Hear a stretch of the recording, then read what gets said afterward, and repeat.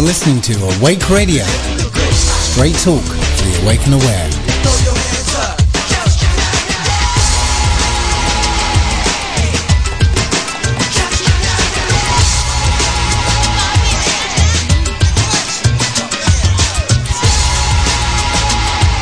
I want to talk to you today about feelings.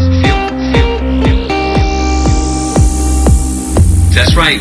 I want to talk to you today about feelings.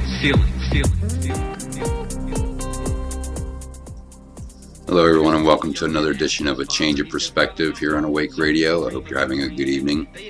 Tonight we will focus on AlanWatts. He is He is a philosopher, and he was British-born. He's also a writer and a speaker, and he's best known for being an interpreter and popularizing Eastern philosophy in the Western world. So let's get started with him right away, and I hope you enjoy this and have a good evening, and peace be with you. He says, how come some people dream the big dreams, and they get everything they dream about and then some, while others dream? Now, of course, everything is fundamentally in harmony with the Tao. In the book called the Zhongyong, or the Unwobbling Pivot, it is said, the Tao is that from which nothing can depart. That from which things can depart is not the Tao. When one speaks of awakening, it means dehypnotization, coming to your senses. But of course, to do that, you have to go out of your mind.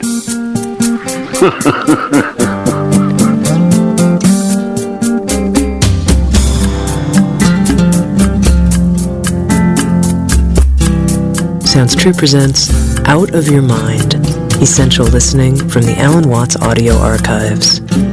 Many of these lectures were recorded during the late 1960s in the home of Alan Watts, an old ferry boat in Sausalito, California. We begin with a lecture on the nature of consciousness with author, philosopher, and self-proclaimed spiritual entertainer, Alan Watts. I find it a little difficult to say what the subject matter of this seminar is going to be, because it's too fundamental to give it a title. I'm going to talk about what there is. Now, the first thing, though, that we have to do is to get our perspectives with some background about the basic ideas which, as Westerners living today in the United States, influence our everyday common sense, our fundamental notions about what life is about. And there are historical origins for this which influence us more strongly than most people realize. Ideas of the world which are built into the very nature of the language we use and of our ideas of logic and of what makes sense altogether. And these basic ideas I call myth, not using the word myth to mean simply something untrue, but to use the word myth in a more powerful sense. A myth is an image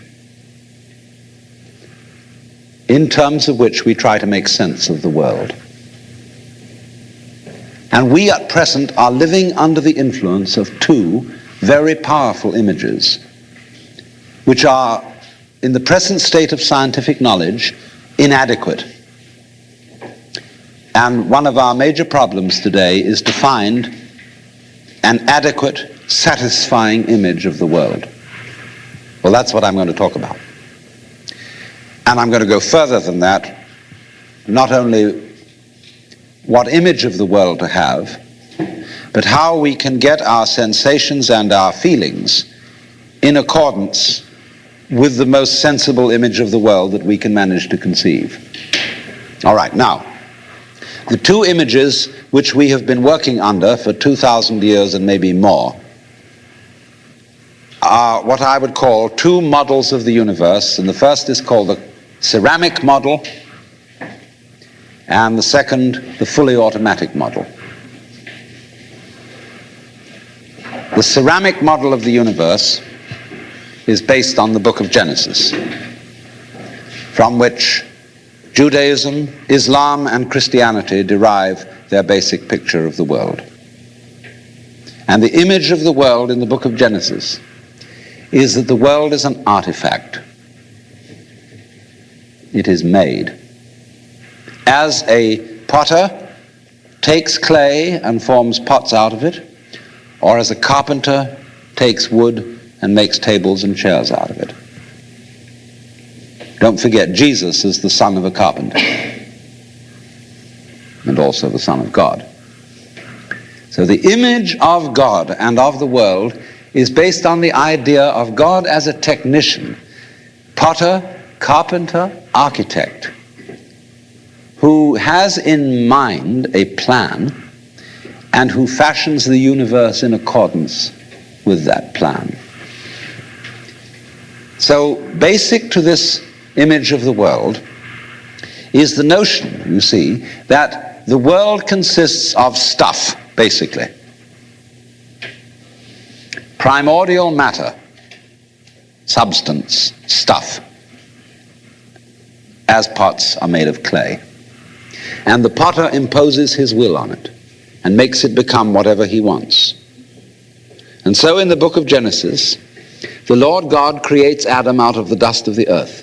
In other words, he makes a clay figurine, and then he breathes into it, and it becomes alive. Because the clay becomes informed. By itself it is formless, it has no intelligence, and therefore it requires an external intelligence and an external energy to bring it to life and to put some sense into it.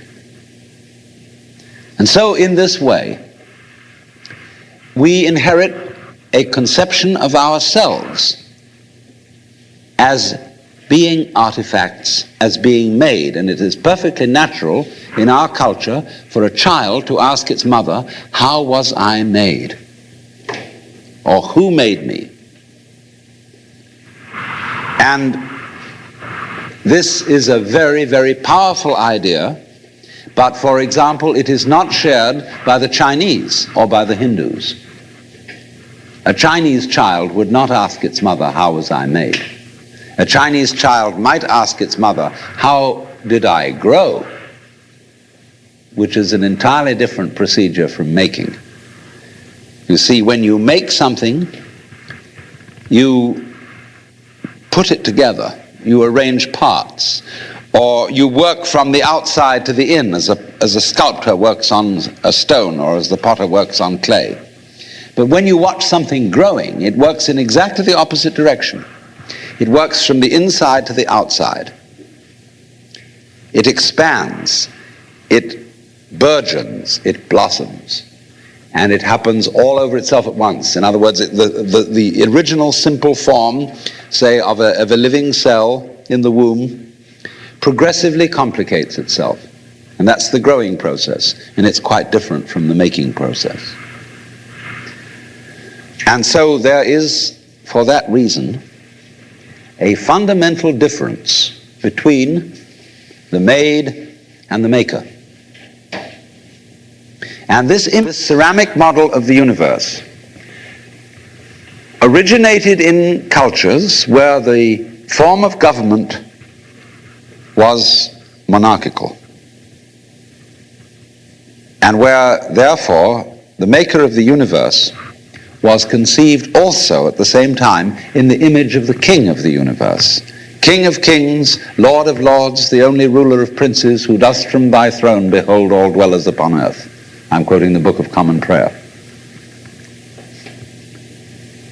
And so all those people who are oriented to the universe in that way feel related to basic reality as a subject to a king. And so they are on very, very humble terms in relation to whatever it is that works all this thing. I find it odd in the United States that people who are citizens of a republic have a monarchical theory of the universe. Because we are carrying over from very ancient Near Eastern cultures, the notion that the Lord of the universe must be respected in a certain way. People kneel, people bow, people prostrate themselves. Because, and you know what the reason for all that is, that nobody is more frightened of everybody else than a tyrant. He sits with his back to the wall, and his guards on either side of him. And he has you face downwards on the ground because you can't use weapons that way. When you come into his presence, you don't stand up and face him because you might attack. And he has reason to fear that you might, because he's ruling you all. And the man who rules you all is the biggest crook in the bunch. Because he's the one who's succeeded in crime. The other people are pushed aside because the criminals, the people we lock up in jail, are simply the people who didn't make it. So naturally, the real boss sits with his back to the wall and his henchmen on either side of him. And so when you design a church, what does it look like? Catholic church with the altar as it used to be. It's changing now because the Catholic religion is changing. But the Catholic church has the altar with its back to the wall at the east end of the church. And there the altar is the throne, and the priest is the chief vizier of the court, and he is making obeisance to the throne in front, but there is the throne of God, the altar. And all the people are facing it and kneeling down.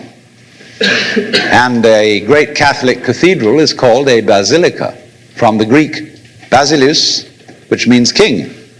So a basilica is the house of a king. And the ritual of the Catholic Church is based on the court rituals of Byzantium. A Protestant church is a little different, but basically the same. The furniture of a Protestant church is based on a judicial courthouse. The pulpit. The judge in an American court wears a black robe. He wears exactly the same dress as a Protestant minister. And everybody sits in these boxes. Like there's a jury box, there's a box for the judge, there's a box for this, a box for that, and those are the pews in an ordinary kind of colonial type Protestant church. So both these kinds of churches, which have an autocratic view of the nature of the universe, decorate themselves, are architecturally constructed in accordance with political images of the universe. One is the king and the other is the judge, Your Honor. There's sense in this. When in court you have to refer to the judge as Your Honor, it stops the people engaged in litigation from losing their tempers and getting rude. There's a certain sense to that. But when you want to apply that image to the universe itself, to the very nature of life, it has limitations. For one thing, the idea of a difference between matter and spirit. This idea doesn't work anymore. Long, long ago, physicists stopped asking the question, what is matter? They began that way. They wanted to know, what is the fundamental substance of the world? And the more they asked that question, the more they realized they couldn't answer it. Because if you're going to say what matter is, you've got to describe it in terms of behavior. And that is to say, in terms of form, in terms of pattern. You tell what it does. You describe the smallest shapes of it that you can